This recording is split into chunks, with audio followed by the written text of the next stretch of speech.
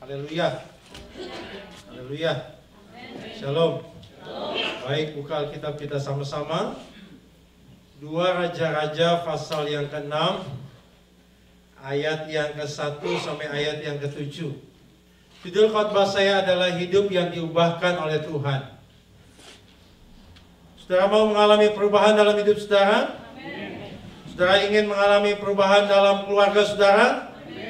Pasti hidup kita akan berubah. Saya membaca ayat yang ganjil, Bapak Ibu membaca ayat yang genap. Demikianlah firman Tuhan. Pada suatu hari berkatalah rombongan Nabi kepada Elisa, "Cobalah lihat, tempat tinggal kami di dekatmu ini adalah terlalu sesak bagi kami." Ayat 2 Bapak Ibu. Baiklah, kami pergi ke sungai Yordan dan masing-masing mengambil satu balok dari sana, supaya kami membuat tempat tinggal untuk kami. Jawab Elisa, "Pergilah." Lalu berkatalah seorang, "Silahkan ikutlah dengan hamba-hambamu ini." Jawabnya, "Baik, aku akan ikut." Ayat 4. Maka ikutlah ia dengan mereka. Setelah mereka sampai di sungai Yordan, mereka pun menebang pohon. Dan terjadilah ketika seorang sedang menembangkan sebatang pohon. Boleh volume saya dinaikkan sedikit. Ketika seorang sedang menembangkan sebatang pohon, jatuhlah mata kapaknya ke dalam air. Ya, cukup. Lalu berteriak-teriaklah ia, "Wahai Tuanku," itu barang pinjaman. Ayat 6. Tetapi berkatalah ia, "Kemana jatuhnya?" Lalu orang itu menunjukkan tempat itu kepadanya. Kemudian Elisa memotong sepotong kayu, lalu diletakkannya sana. Maka itulah kata-kata itu dibuat dia. Lalu katanya, "Ambillah." Orang itu mengulurkan tangannya dan mengambilnya. Bapak Ibu saudaraku yang kekasih dalam nama Tuhan, acap kali ketika kita membaca Alkitab, maka kita menemukan kisah-kisah dari tokoh-tokoh yang ada dalam Alkitab. Mengapa demikian? Sebab Alkitab itu isinya dibagi menjadi berapa bagian? Ada yang tahu? Alkitab isinya dibagi menjadi 3 bagian. Bagian yang pertama, isi Alkitab berisi hal-hal yang praktis. Sama-sama katakan hal yang praktis. Maksudnya demikian, ketika kita membaca, ketika kita melihat, langsung kita mengerti. Itu hal yang praktis. Jangan membunuh, ketika kita baca langsung kita tahu. Jangan mencuri, jangan berzina, ketika kita membaca langsung kita tahu. Bagian yang kedua Alkitab terdiri daripada hal-hal yang theological dan philosophical. Ada hal-hal yang mesti kita gali. Ada hal-hal yang mesti kita pelajari. Ada hal-hal yang mesti kita renungkan. Baru kita dapat kebenarannya. Oleh sebab itu jangan hanya bermain di permukaan saja, tapi kita harus masuk pada level yang kedua. Menggali. Belajar, renungkan. Dan yang ketiga, eksperiensial dan spiritual. Ada pengalaman, ada roh Allah. Kita mengalaminya. Mengapa Calvin jadi ngaco? Sebab hanya tahu, tidak mengalami. Dia tambah-tambahin jadinya. Saudaraku yang kasih dalam nama Tuhan, kita kembali. Jadi kalau kita baca Alkitab, kita menemukan, saudaraku, kisah-kisah dari tokoh-tokoh Alkitab. Kita baca dalam perjanjian lama, seperti Abraham. Kita tahu kan, dari awalnya dipanggil oleh Ur Kasdim. Kemudian perjalanannya, matinya. Yusuf, Musa, ada awalnya, ada akhirnya. Dengan baik. Saudaraku yang kekasih dalam nama Tuhan, kalau saya simpulkan, cerita-cerita itu ada resolusinya. Ada kesimpulannya. Tapi seringkali kita juga menemukan cerita-cerita, kisah-kisah yang tidak ada resolusinya. Yang tidak ada kesimpulannya. Sepertinya ditinggalkan begitu saja. Contohnya, ya ayat yang kita baca tadi. Perhatikan pasal 7-nya. Sudah kisah lain kan? Perhatikan pasal 7-nya sudah kisah lain bukan? Pasal 7 sudah babak lain. Nah, ini menyisakan pertanyaan buat kita. Pertanyaannya adalah apa? Apakah mereka jadi berhasil atau tidak membangun rumah itu? Betul? Nggak ada kan? Di ayat 7-nya. Apakah mereka berhasil atau tidak membangun rumah itu? Kita disisakan pertanyaan, bukan? Kenapa demikian? Kita disisakan pertanyaan, kita disisakan cerita untuk kita pikirkan. Kita masuk lagi lebih dalam. Mengapa kita harus pikirkan? Sebab ada pesan yang kuat untuk menyelesaikan berhasil atau tidak, terserah kita yang berpikir mencari rahasianya. Saudaraku yang kasih dalam nama Tuhan, oleh sebab itu pada saat ini kita akan belajar. Mau hidup diubahkan oleh Tuhan? Mau keluarga diubahkan oleh Tuhan? Kita akan lihat rahasianya. Kita akan temukan rahasianya. Mengapa saya mengalami perubahan? Hidup engkau akan mengalami perubahan apabila, yang pertama, lihat ayat 5.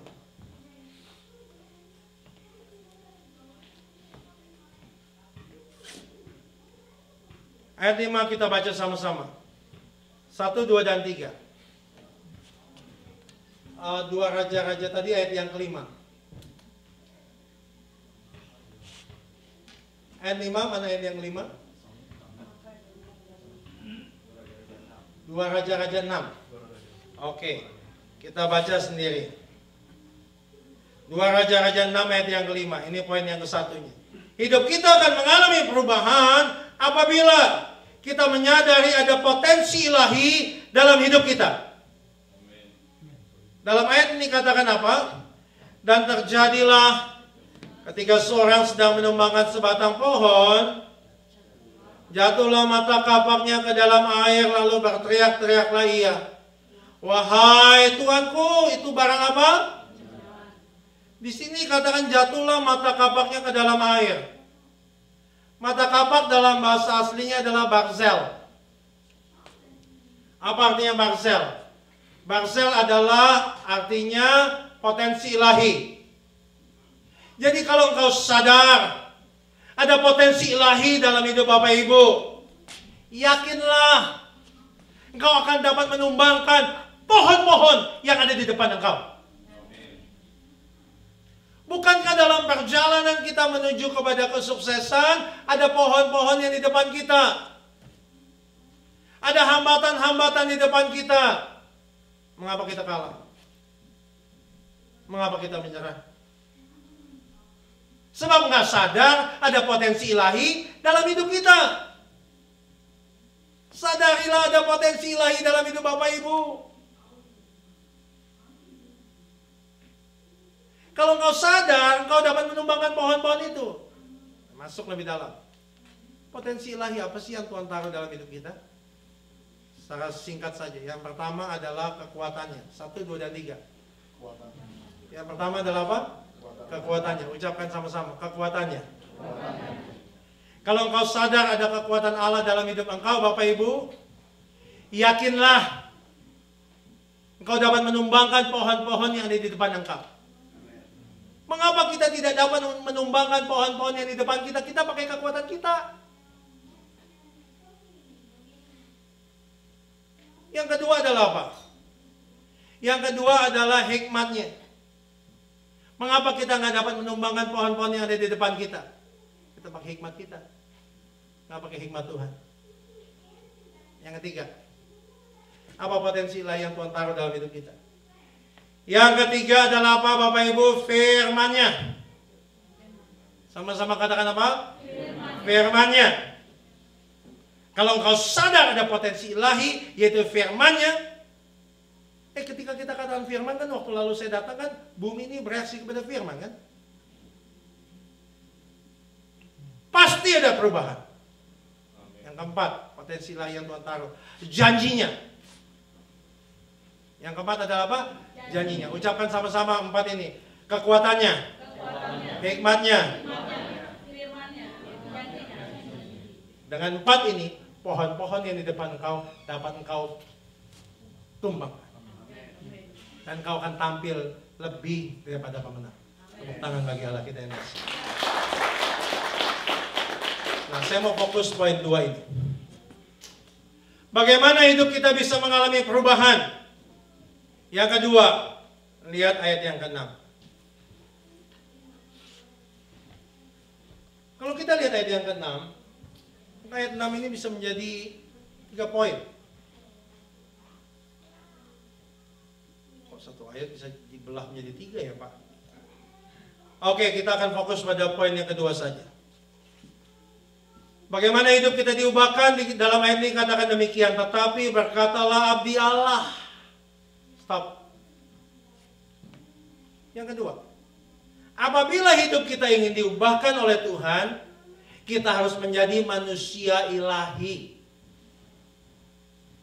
Manusia ilahi. Lihat ayat 1 sampai 5 dan ayat 6 apa bedanya? Saya kasih waktu saudara 3,5 jam lihat. Coba ayat 1 sampai 5 dan ayat 6 apa bedanya? Ayat 1 sampai 5 dan ayat 6 bedanya ini. Dalam ayat 1 sampai 5 Elisa dipanggil nama, dan ayat 6 Elisa dipanggil apa? Abdialah. Ingat, ada pesan yang kuat di baliknya. Alkitab nggak ditulis percuma. Alkitab nggak ditulis sia-sia. Kalau kau mau mendalami Alkitab, sampai sedetil mungkin kau mesti pelajari. Ini ada maksudnya kan ayat 1 sampai 5 Elisa, ayat 6 Nabi Abdialah.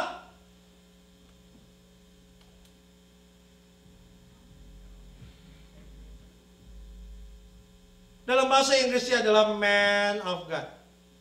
Kita maju lagi. Apa ciri-cirinya man of God itu? Dia menang menghadapi tantangan, godaan, apapun juga. Roma 8:37. Apa ciri-cirinya manusia ilahi itu? Roma 8 ayat 37.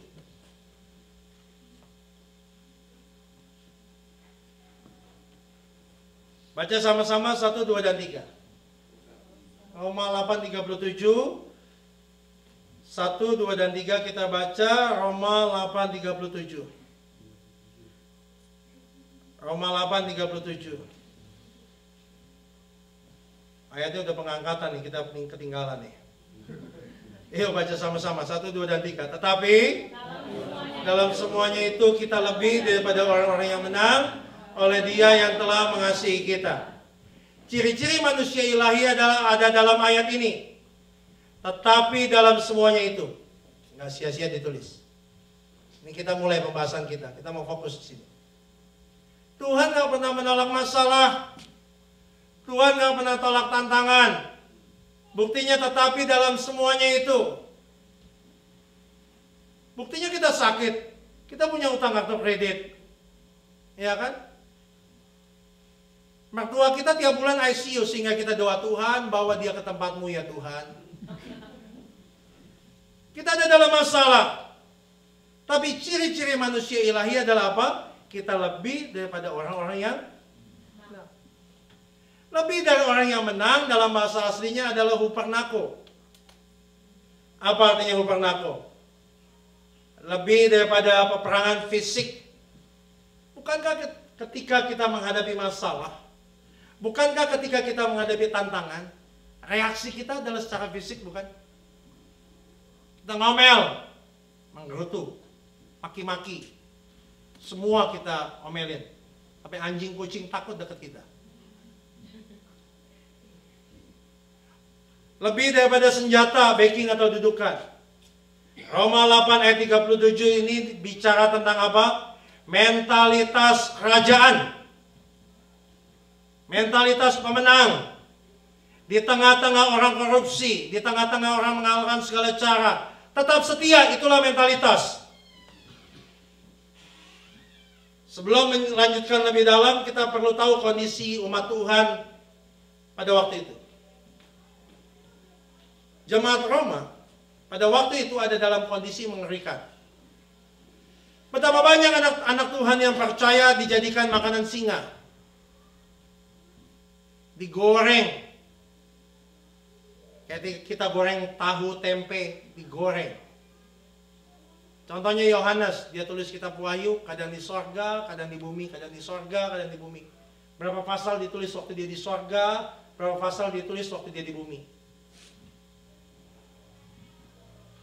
Roma pada saat itu dipimpin oleh Kaisar Nero, sehingga mereka mengatakan demikian, kalau kamu punya anak, jangan kasih nama Nero. Tapi kalau kamu punya anjing, kasih dia nama Nero. Sebab Nero segala anjing. Kristenan ada dalam kondisi yang begitu luar biasa. Dianiaya. Bapak Ibu lihat ayat 37. Kalau ada ayat 37, ini pasti ada alasannya. Ada kata tetapi, saudara. Dia baik, tapi ada tetapi. Ada ayat 37, pasti ada ayat sebelumnya. Ayat 35. Ya iyalah, 35 dulu terus 37, iya kan? Lihat ayat 35-nya.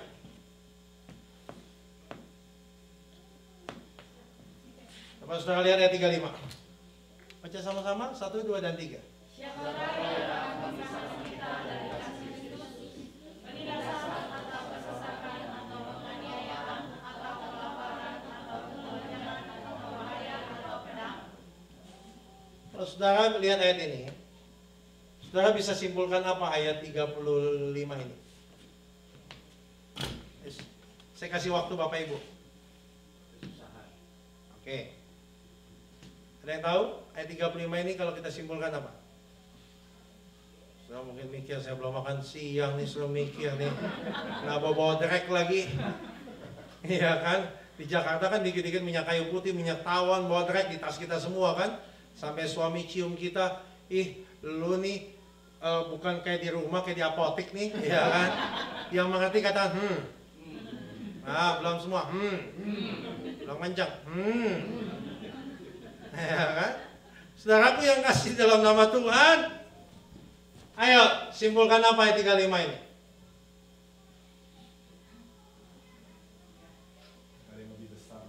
Dah. Ini saya lihat saya sambil baca, saya peragakan. Siapakah yang akan memisahkan kita dari kasih Kristus? Jadi kayak anak sekolah minggu saya peragakan. Penindasan, kesesakan, penganiayaan, kelaparan, ketelanjangan, bahaya, atau pedang. Ayo, simpulkan satu kata apa? Kalau saya simpulkan ayat ini, maka ini adalah daftar resiko tertinggi yang ditantang mereka dan ditakuti oleh orang banyak. Ciri manusia ilahi adalah orang yang berani menantang apa yang ditakuti orang. Kalau engkau mau hidup engkau diubah, jadilah manusia ilahi. Cirinya adalah apa? Berani menantang yang ditakuti orang. Berani menantang apa dalam ayat ini? Penindasan. Kebanyakan kita takut menghadapi penindasan. Berani menantang kesesakan. Berani menantang apa? Penganiayaan, kelaparan. Kelaparan di sini bicara mentalitas. Berani menantang apa? Ketelanjangan. Berapa banyak kita takut sama ketelanjangan? Kita tutupi dengan barang-barang branded. Kacamata Cartier, gigi Louis Vuitton, jigongnya Chanel. Mereka berani menantang penindasan, masalah. Itu ciri manusia ilahi. Kita akan dalami. Mengapa mereka berani menantang masalah? Kita mau jemaat rock di tempat ini berani menantang masalah. Amin. Dipersiapkan untuk kerajaan Allah, menjadi manusia ilahi. Berani menantang masalah. Kenapa mereka berani menantang masalah? Yang pertama, lihat lagi Roma 8 ayat 37. Mengapa mereka memiliki mentalitas pemenang? Ayat 37 dikatakan demikian. Tetapi dalam semuanya itu kita lebih oleh Dia yang mengapa mereka berani menantang? Sebab yang pertama, mereka adalah orang-orang hebat yang mengetahui posisinya dalam Kristus. Manusia ilahi adalah orang-orang hebat yang mengerti posisinya dalam Kristus. Dia mengasihi kita. Lalu apa posisi kita dalam Kristus? Efesus 1 ayat 3. Efesus 1 ayat 3.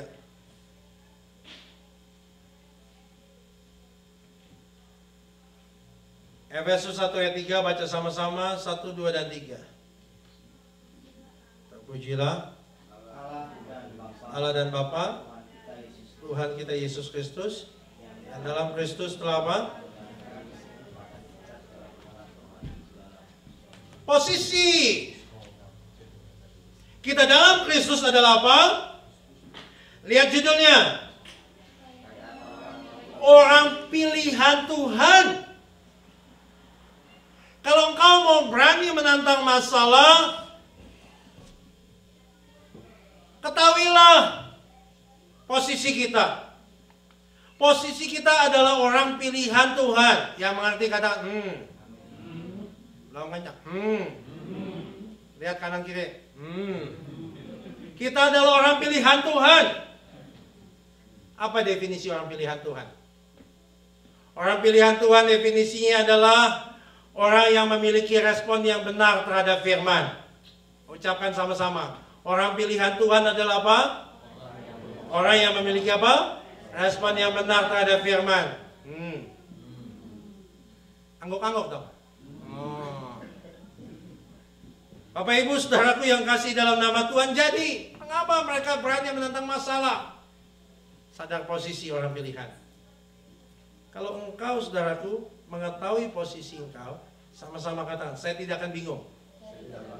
Kalau kita tahu posisi kita, saya tidak gampang ketipu. Waktu saya tahu posisi saya tidak akan kalah. Waktu saya tahu posisi saya tidak akan diperbudak. Mengapa diperbudak? Karena kalah. Mengapa kalah? Karena gampang ketipu. Mengapa gampang ketipu? Karena bingung. Mengapa bingung? Karena nggak tahu posisi. Kalau saya mengetahui posisi, saya nggak akan bingung, nggak gampang ketipu, nggak kalah, nggak diperbudak. Mengapa diperbudak? Karena kalah. Mengapa kalah? Karena ketipu. Mengapa ketipu? Karena bingung. Mengapa bingung? Karena nggak tahu posisi. Mesti tahu posisi dalam Tuhan. Kalau saya tahu posisi dalam Tuhan, nggak rebutan dalam pelayanan. Kalau saya tahu posisi dalam Tuhan, saya mau setia kepada pasangan saya. Kalau engkau tahu posisi, ada berkat rohani dalam surga. Lihat dalam ayat yang ketiga dikatakan apa? Mengaruniakan kepada kita segala berkat di dalam surga. Bagaimana memperoleh? Coba saudara lihat ayat 3 sampai ayat yang 14. Ada kata di dalam diulang-ulang. Kita maju lagi, lebih dalam lagi. Ada kata di dalam diulang-ulang. Lihat ayat yang ketiga. Dalam Kristus, betul? Betul? Ayat 5, dalam kasih. Ayat yang ke-8. Dalam segala hikmat dan dalam Kristus, kasih, segala hikmat dan pengertian. Saya waktu sekolah minggu doa sama Tuhan. Tuhan, saya mau minta ini. Mau minta ini. Saya pikir waktu masih kecil, saya lihat om-om, tante-tante zaman dulu, dia doa, Tuhan aku minta ini. Saya pikir waktu sekolah minggu, wah Tuhan bisa lempar ya mobil, rumah. Pikiran kita gitu kan. Tuhan gak kasih bahan jadi. Tuhan kasih bahan mentah. Yang ngerti katakan lebih kencang lagi. Angguk-angguk. Oh gitu. Mana buktinya? Lihat ayat ini. Yang dilimpahkan tuh. Tuhan ngasih gak dikit. Limpah. Sama-sama katakan, kalau Tuhan berkati saya, dilimpahkan. Dilimpahkan dalam apa? Dalam segala hikmat pengertian. Bukankah ada pepatah mengatakan demikian? Kalau saya ketemu jalannya, kalau saya ngerti jalannya, saya sukses. Bagaimana saya ketemu jalannya? Kalau saya dapat hikmat dan pengertian. Mengapa engkau ke gereja?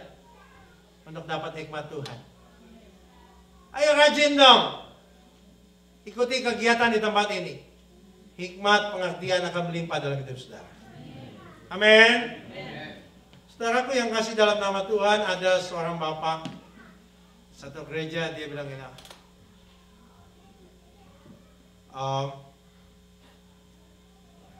saya minta doa Om. Saya nggak punya uang. Uang saya tinggal nopay goceng. Tahu nopay goceng sekarang seperti no bango zaman dulu. Kan setiap 20 tahun tambah 0 di belakang satu. Nasi putih kan udah bango satu. Nasi putih banggol. Oh iya. Nasi putih banggol 15.000. Doain saya. Wah saya tinggal 250.000. Wah begitu dia bilang, kantong langsung siap. Dia bilang, saya nggak mau duit, saya mau doa. Ini yang dia namakan, gua suka gaya lu men, ya kan? Gua nggak mau duit, gua mau doa katanya. Ini dia, hey yo baby, ya kan? Ini dia baru ya kan? Gua mau doa. Ayo kita doa. Bapa dalam nama Yesus, hamba berdoa. Saya lupa tanya namanya. Dia nyaut, Joni Om, untuk Joni. Hamba berdoa supaya ada titik terang ya Tuhan, amin. Berapa bulan kemudian, nama lagi dia. Om, doain saya Om. Hamba berdoa untuk, lupakan namanya, dia nyaut lagi, Joni Om. Joni dalam nama Yesus. Bukan Yesus lagi, Yesus, ya kan? Untuk dalam nama Yesus, untuk Joni. Tuhan, tolong Tuhan. Ketemu lagi, Om, doain Om. Doain saya. Bapak hamba berdoa untuk Joni Om, untuk Joni. Supaya ada dulu titik terang Om, sang titik-titik terang. Supaya ada titik-titik terang. Amin. Berapa bulan lagi ketemu lagi. Om, doain Om.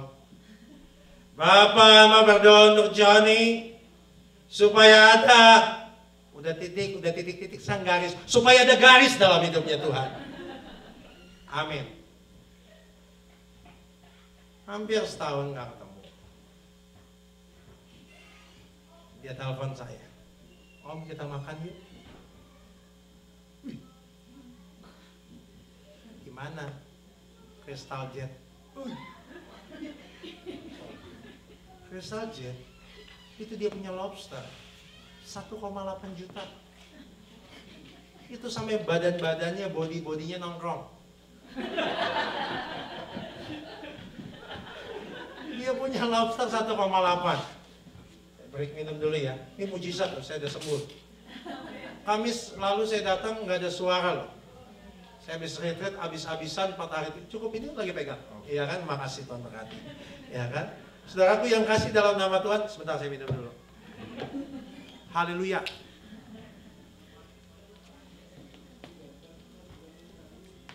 Om, kita makan yuk. Gimana Crystal Jet? Makanlah.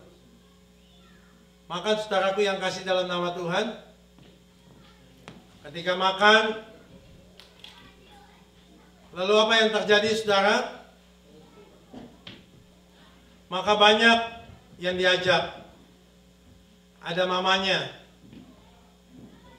ada ensonya, ada cihunya.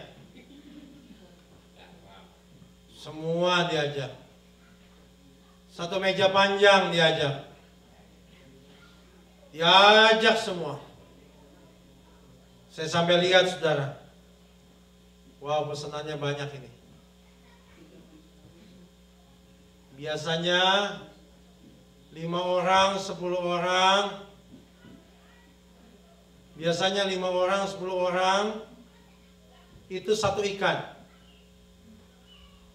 Ya kan, kita biasa begitu kan. Nah ini tiap 2 orang 1 ikan. Saya lihat, wow, luar biasa ini. Yang tengah-tengah lagi makan, dia kasih berkat. Saya bilang, untuk apa ini? Kamu pegang aja, gak usah kasih saya. Kamu pegang aja, gak usah kasih saya. Kamu bayar ini semua dan buat bayar kontrakan. Oh enggak om, om pegang aja. Om pegang aja. Oh enggak, saya udah tebak nih. Ini makan sekitar 5 jutaan. Saya doa, Tuhan, ambil enggak? Kasih aja, biarin aja. Pegang aja dalam nama Yesus. Pegang. Oh enggak om, saya berkat doa om, saya menang tender 2,3 miliar. Wow. Saya selalu katakan, ngerti posisimu dalam Tuhan. Mengapa kita nggak dapat jawaban? Sebab kita nggak mengerti posisi kita dalam Tuhan. Posisi kita dalam Tuhan adalah orang pilihan Tuhan. Yakinlah, kalau kita orang pilihan Tuhan, kita dapat berkat rohani. Amin. Saudaraku yang kasih dalam nama Tuhan, mengapa mereka berani menantang masalah? Sebab ngerti posisi dalam Tuhan. Yang kedua, ayat 18. Roma 8 ayat 18. Bagaimana bisa menjadi manusia ilahi? Apa ciri-cirinya? Berani menantang masalah, tantangan. Mengapa mereka berani menantang masalah, tantangan? Sebab mengerti posisi dalam Tuhan. Yang kedua, Roma 8 ayat 18. Roma 8 ayat 18. Baca sama-sama, 1, 2, dan 3.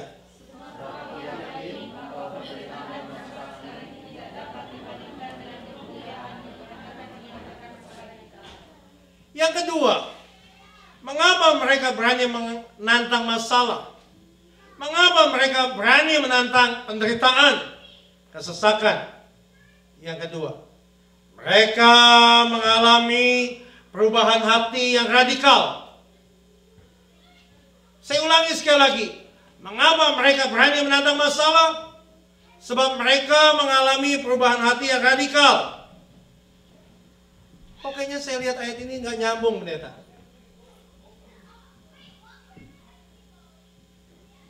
Kok nggak nyambung dengan apa yang kau ucapkan?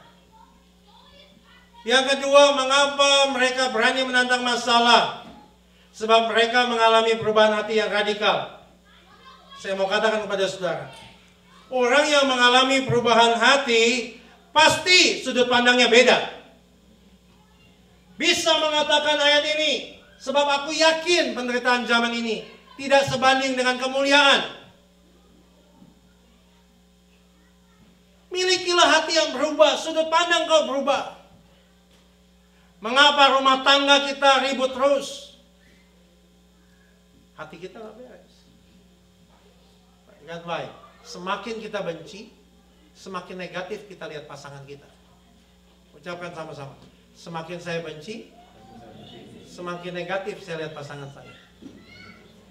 Semakin saya mengasihi dia, semakin positif saya lihat dia. Hati yang diubah, sudut pandang berubah. 2 Korintus 4 ayat 18. 2 Korintus 4 ayat 18. Baca sama-sama, 1, 2, dan 3. 2 Korintus 4 ayat 18, 1, 2, dan 3.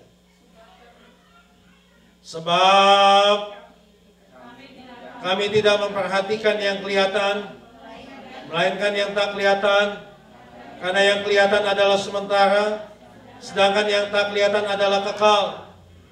Ini tawaran Allah bagi kita, dan setiap tawaran itu pasti mengandung manfaat. Yakinlah itu. Tetap pandang Tuhan, ada kekuatan Dia berikan. Oleh sebab itu kita mesti mengasihi. Bagaimana kita bisa mengasihi pasangan kita? Bukankah tanggung jawab suami dan istri beda? 1 Petrus 3 ayat 7, apa tanggung jawab suami? 1 Petrus 3 ayat 7 kita baca sama-sama. Yo, baca sama-sama 1 Petrus 3 ayat 7. Demikian juga kamu apa? Hai suami-suami, hiduplah apa? Bijaksana dengan istrimu. Jadi tugas suami adalah apa Bapak Ibu? Sama-sama katakan, bijaksana. Bijaksana. Apa sih artinya bijaksana? Apa definisi sederhana bijaksana? Bijaksana ini adalah memahami. Sama-sama katakan memahami. Yang kedua, ngertiin. Apa yang harus kita ngertiin dan pahami daripada istri kita? Dia kaum yang lebih lemah. Betapa banyak suami-suami nggak ngerti dia kaum yang lebih lemah. Saya pernah lihat istri bawa belanjaan sampai banyak, suaminya asik main BB. Itu namanya nggak ngertiin. Yang kedua, apa artinya ngertiin? Dia itu punya kekurangan. Saya pernah diundang retreat di satu tempat, temanya luar biasa, dasar orang aneh. Temanya luar biasa. Saya katakan, kenapa nih kasih tema begini? Ini panitianya yang jawab, katakan demikian. Iya Pak, kan kalau kita menikah semakin lama kan muncul keanehan-keanehan. Saudaraku yang kasih dalam nama Tuhan, kita mesti mengerti kekurangannya. Ada teman saya, dia katakan demikian. Dulu saya nggak mengerti kekurangan pasangan saya. Sekarang saya mengerti kekurangannya. Saudaraku yang kasih dalam nama Tuhan, banyak kelemahan, banyak kekurangan. Tapi kita harus sayangi dia. Dan apa tanggung jawab istri kepada suami? Lihat 1 Petrus 3 tadi. Demikianlah juga kamu hai istri-istri. Tunduklah kepada apa? Suamimu. Apa artinya tunduk? Tunduk di sini adalah, saudaraku, adalah kerelaan untuk dipimpin oleh suaminya. Betapa banyak istri nggak rela dipimpin oleh suaminya. Yang kedua, kerelaan untuk melayani. Yang ketiga, kerelaan memberi masukan bukan putusan. Kerelaan untuk bersyukur untuk karya suaminya. Yakinlah, kalau hidup kita diubah, hati kita diubah, sudut pandang kita berubah, dan kita akan lihat ada mujizat berkat yang Tuhan sediakan bagi kita semua. Amin. Saudara mau mengalami pertolongan Tuhan siang ini? Ada seorang telepon saya, dia katakan demikian, Pak, bisa ke Bandung nggak?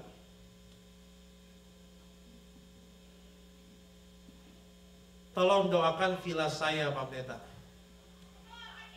Saya punya villa, mau dijual nggak laku-laku. Lalu saya dikasih tiket kereta api ke Bandung. Kemudian diajak ke tempat villanya. Itu bukan di Bandung, naik lagi di Lembang. Ketika saya naik, saudaraku, saya lihat villanya itu besar sekali, lebar sekali. Saya tanya mau dijual berapa? 14 M. Villa menclok di atas gunung, mau dijual 14 M. Terus dia tanya kepada saya, Pak, dijual berapa ya? Saya tiba-tiba ngomong 16 M. 14 aja nggak laku kok 16. Kita doa dalam nama Yesus, kuasa Tuhan bekerja. Saya pulang ke Bandung, dikasih hotel. Begitu sampai hotel, saya buka tuh hordeng nggak bisa. Saya salah pencet, hordeng kebuka sendiri. Saya pikir setan, saya tengking dalam nama Yesus. Saudaraku yang kasih dalam nama Tuhan, saya tengking dalam nama Yesus. Dalam nama Yesus. Taunya saya kampungan, saudara. Nah kan saya beban mental kan. Dia minta doa. Kalau nggak terjadi kan, itu beban mental juga. Saya doa kencang banget. Saya menyembah Tuhan, tolong. Ajaib.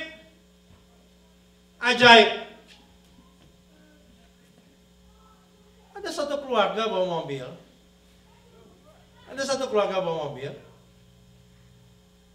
Dia dari Bandung mau ke Lembang cari makanan. Nyasar ke depan rumah, ke depan vilanya itu. Lihat tuh. Tuhan yang memegang hati manusia. Kau nggak pusing. Kau usah pusing tentang masalah. Tuhan yang pegang hati manusia. Dia kesasar, tiba depan vilanya. Dia bel untuk tanya alamat. Di mana ini alamat ini? Dia bel, kemudian dibukakan. Bu, saya mau tanya alamat ini di mana? Ibu ini kasih tahu. Dia suka akan villa ini. Saya suka ya. Mau dijual berapa, Bu? 16M. Gak A, gak B. Dia buka cek, kasih DP. Transaksi terjadi. Jangan batasi kuasa Tuhan. Kalau hati mau berubah, sudut pandang mau berubah, Allah dapat menyelesaikan setiap masalah kehidupan kita. Amin. Yakin? Dalam Tuhan ada jawaban. Dalam Tuhan ada pertolongan. Tuhan bisa menyelesaikan setiap masalah kehidupan kita. Siapa yang siang ini mau mendapat pertolongan Tuhan, angkat tangan. Siapa yang mau mendapat pertolongan Tuhan, angkat tangan. Jadi yang pertama adalah apa, saudaraku? Sadari ada potensi ilahi. Yang kedua adalah apa? Yang kedua adalah kita harus jadi manusia ilahi. Yang ketiga, cepat.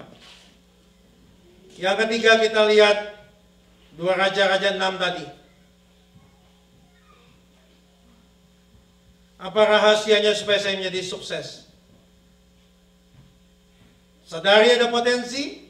Yang kedua, jadi manusia ilahi. Yang ketiga, lihat ayat 6. Tetapi berkatalah abdi Allah itu, kemana jatuhnya? Kita dapat poin tuh. Kemana jatuhnya? Apa yang bisa kita ambil? Dia kata, kemana jatuhnya?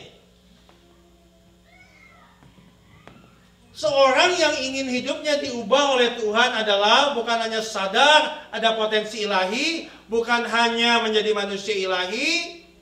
Yang ketiga, seorang yang mau diubahkan hidupnya adalah seorang yang belajar dari kegagalannya. Ditanya kemana jatuhnya.